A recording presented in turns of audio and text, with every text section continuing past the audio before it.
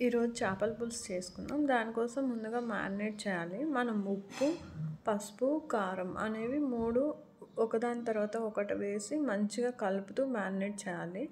అన్నీ ఒకేసారి వేస్తే ముక్కకి అంత మంచిగా పట్టదు. ఒకదాని తర్వాత ఒకటి వేస్తేనే మనకి టేస్ట్ అనేది చాలా మంచిగా ఉంటుంది.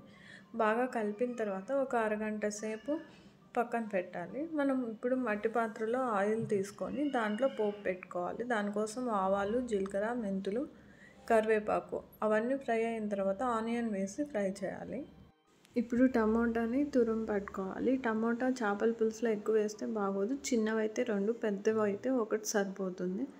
మనం ముక్కల కంటే ఇలా వేస్తే మనకి గ్రేవీ అనేది మంచిగా వస్తుంది. కొంచెం పచ్చిమిర్చి వేసి ఇది కూడా ఫ్రై అవ్వనివ్వాలి. ఈలోపు మనం ఏదైతే మ్యారినేట్ చేసి పెట్టుకున్నామో ఆ చేప ముక్కల్ని కొంచెం ఫ్రై చేసి పక్కన పెట్టుకోవాలి.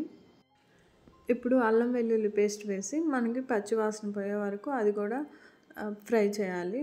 ఇప్పుడు మనకి ముక్కలు అయితే ఫ్రై అయిపోయాయి, తీసి పక్కన పెట్టుకోవాలి. ఇప్పుడు మనం టమోటా ఏదైతే తురుము పెట్టుకున్నామో ఆ పేస్ట్ వేసుకొని ఇది కూడా ఉడకనివ్వాలి. ఇది ఉడికిన తర్వాత దాంట్లో మనం ఇంకా పసుపు, ధనియాల పొడి, జీలకర్ర పొడి, కొంచెం మెంతులు, ఆవాలు వేపి అది కూడా పొడి తీసుకోవాలి.